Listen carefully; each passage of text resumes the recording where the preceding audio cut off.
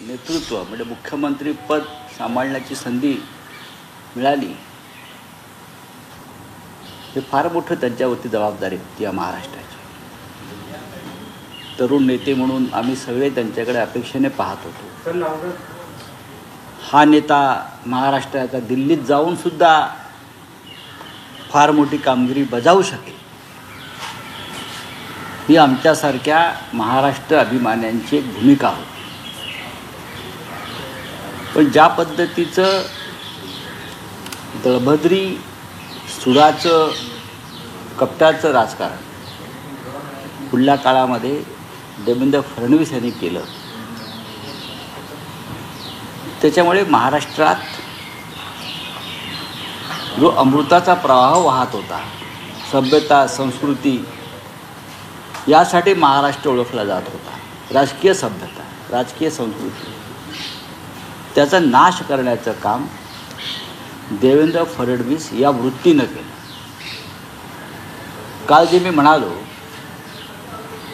की पेशवे काळामध्ये आनंदीबाई होत्या, त्यांची लोक आठवण ज्यासाठी काढतात,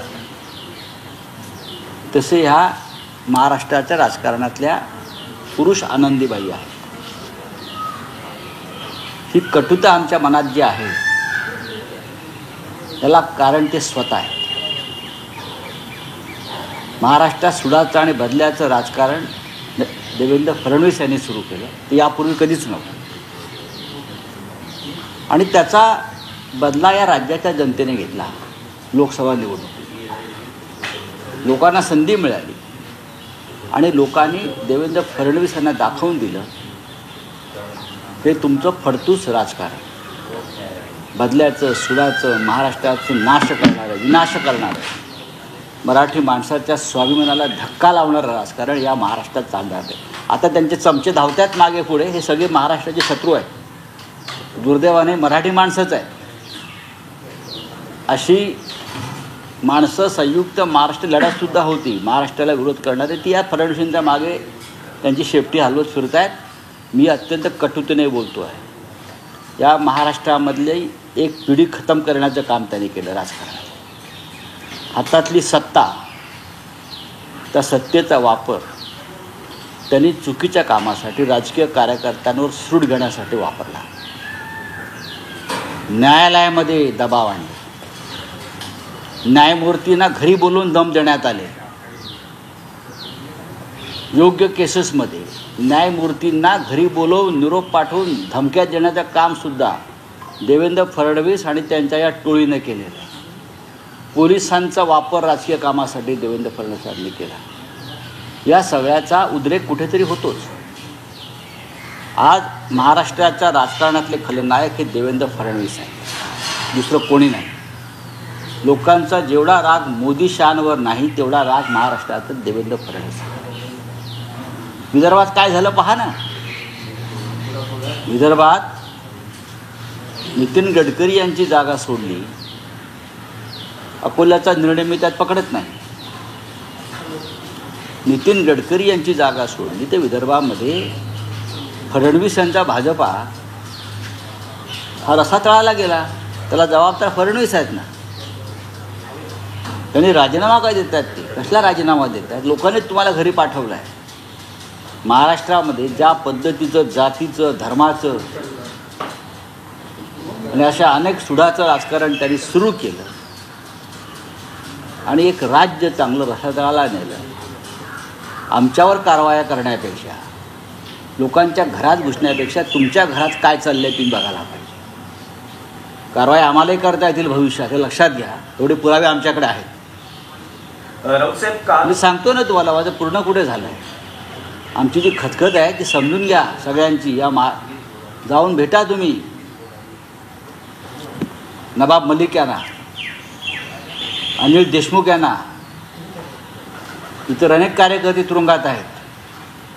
मुंबई महानगरपालिकेत ज्या प्रकारे खोट्या कारवाया त्यांनी करायला लावल्या आणि अनेक चांगले कार्यकर्ते, काम करणारे सामाजिक कार्यकर्त्यांना, महापालिका अधिकाऱ्यांना त्रास दिला, छळ केला कुटुंबांचा सगळ्यांचा, ही का राज्य करण्याची पद्धत झाली.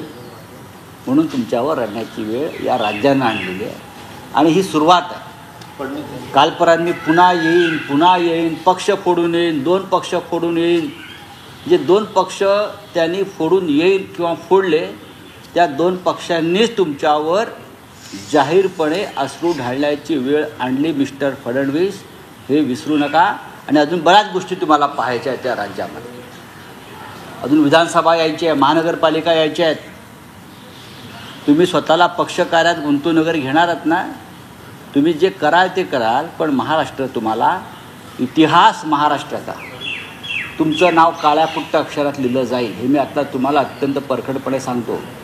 तुम्ही या महाराष्ट्राची वाट लावली, महाराष्ट्राच्या स्वाभिमानाची, मराठी माणसाच्या स्वाभिमानाची वाट लावली. हिंदुहृदय सम्राट बाळासाहेब ठाकरे यांची शिवसेना तुम्ही फोडलीत, बरं का. याचा सूड महाराष्ट्र तुमच्यावर घेत राहील, सातत्यानं घेत राहील.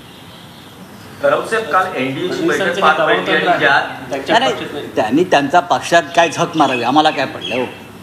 मी महाराष्ट्राविषयी बोलतो.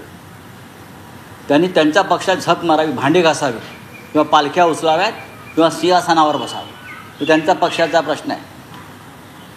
पण त्याने ज्या पद्धतीचं या महाराष्ट्रात घाणेरडं दळभद्री राजकारण केलं, लोकसभा निवडणुकीत या राज्याच्या जनतेनं त्याची किंमत त्यांना मोजायला लावली. आणि अजून बऱ्याच गोष्टी घडायच्या आहेत त्या महाराष्ट्रामध्ये. त्यांना काही काळ गुदगुल्या झाल्या, पण त्या अस्वलाच्या गुदगुल्या होत्या. रावसाहेब, काल एनडीएच्या बैठकीत नरेंद्र मोदी यांच्या पंतप्रधान पदाचा प्रस्ताव मंजूर झालेला आहे. इतर पक्षांनीही त्यांना सहकार्य करण्याची भूमिका घेतली एनडीएच्या. पण तुम्हाला असं वाटतं का की नरेंद्र मोदी यांना पंतप्रधान आरएसएसचा पाठिंबा आहे?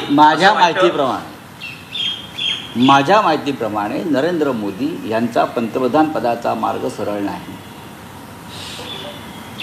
गेल्या 2 निवडणुका 2014-2019 ज्या रुबाबात 56 इंचाची नसलेली छाती पुढे काढून मोदी जात होते, ते चित्र तुम्हाला दिसत नाही. मोदींचा चेहरा बघा, मोदींची बॉडी लँग्वेज बघा, मोदींची भाषा पहा. पक्षामध्ये विरोध आहे, ही माझी माहिती आहे. संघाचा विरोध आहे. मुळात नरेंद्र मोदी यांचा पराभव झाला आहे. पराभूत झालेला माणूस प्रधानमंत्री कसा होऊ शकतो? तुमच्या नेतृत्वाखाली भारतीय जनता पक्षानं निवडणूक लढली. तुमच्या नेतृत्वाखाली भारतीय जनता पक्षाचा पराभव झाला. भारतीय जनता पक्षाला बहुमत मिळालं नाही.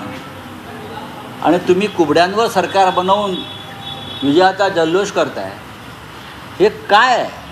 त्या देशाच्या जनतेला जे मूर्ख समजता का? जर तुम्हाला खरोखर लोकशाहीची चाळ असेल तर तुम्ही पक्षामध्ये, संसदीय पक्षामध्ये मतदान घ्या आणि मोदी पाहिजेत का विचारा. माझी जी माहिती आहे त्यानुसार मोदींचा मार्ग सरळ नाही. मोदींनी सरकार बनवायचा जबरदस्तीनं प्रयत्न केला तरी त्यांचं सरकार हे टिकणार नाही, हे मी तुम्हाला आत्ता खात्रीनं सांगतो. म्हणून ही सगळी राज्यात रडारड सुरू आहे. मोदींना पक्षातच विरोध आहे.